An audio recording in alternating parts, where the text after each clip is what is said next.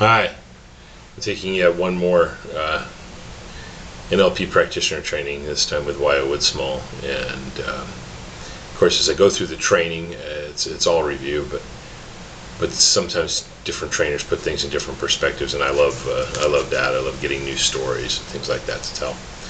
At any rate, one of the things that's happening here is that I'm taken back into something that I talk about a lot, and anyone that's been following me for any time knows that I like to talk about rapport. Because rapport really is the key to a good communication. First, if you're going to be communicating with someone, it is very helpful to have an outcome in mind. If you don't have an outcome in mind, you're not really working with NLP in its most effective way. So the well-formed outcomes are part of NLP for a reason. And if everything you do has an outcome, regardless of that outcome, whatever it might happen to be, it should ideally it should go along with your mission. If you've developed a mission statement, then your outcome should fit in with your mission.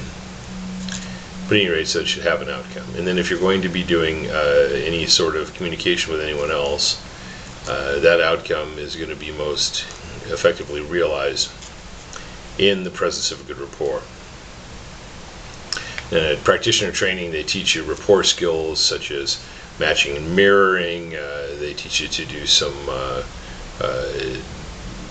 different kinds of representational systems. They might have eye-axis and cues involved. I'm sure that they do.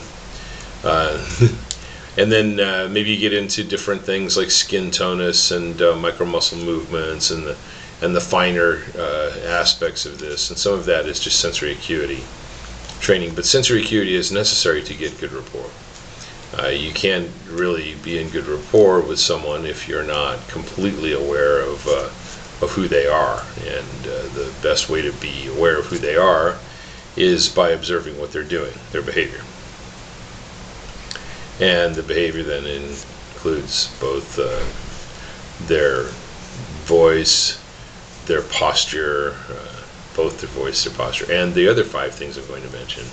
It does need to include all aspects of them. So if you're going to actually put yourself inside of someone else's mind, a great way to do it is to put yourself inside of their physiology. To put yourself inside of their body, their posture, their body language, and the various other things like that. So that's all included in part of the practitioner training. And I'm just, as I'm going over it, I'm thinking, rapport and the skills that are taught in NLP, at least let's say the skills that are taught in NLP are really just scratching the surface of rapport. Because if you are to honor someone else's model of the world, if you're to actually communicate directly with their model of the world or to them through their model of the world, it would be beneficial, wouldn't it, to know their model of the world, to take their model of the world on so that you can examine it for yourself. And you can ask yourself those main questions. If what must be true? What must be true in order for them to see the world the way they see it? In order for them to have the model of the world that they have? What has to be true for them? What must their attitudes and opinions be?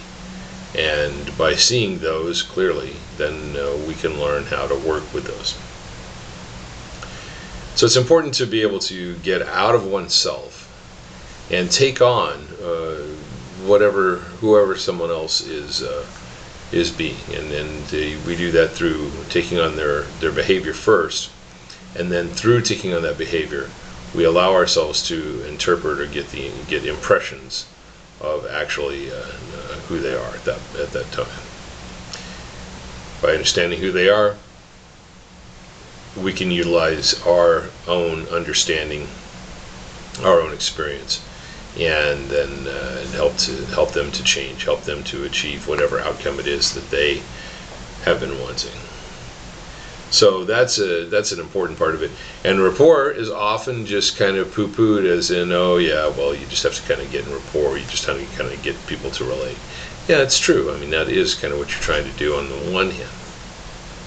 But on the other hand, to have a really in-depth and effective communication, rapport is the vehicle. It comes through the rapport. You can learn all of the linguistic stuff you want. Without a good rapport, it's not going to matter much. And in the presence of a good rapport, the linguistic tricks and the various other things, calling them tricks, but at any rate, the linguistic patterns and the various other things are really, well, they're very useful, but they're just a framework also. They're just the bones upon which you hang the meat as well. And so they may or may not be really all that important. If you're in a good rapport, you should be able to see how their model of the world is holding them back in whatever area. And if you can see how it's holding them back in that area, and you can describe to them what's going on, then you're in a much better position to have them become willing to work with you and to do whatever it is that needs to be done to free them up. So that's my NLP minute. It probably took a little more than a minute, but this is a great little seminar I'm taking with Wyatt Woodsmall. I'm really glad to have had the opportunity to do that, and I'm glad to be able to give you these little messages about what I'm picking up. All right, I'll talk to you tomorrow, and in the meantime, go check out my blog at www.nlpinstitutearizona.com. Thanks. Talk to you later.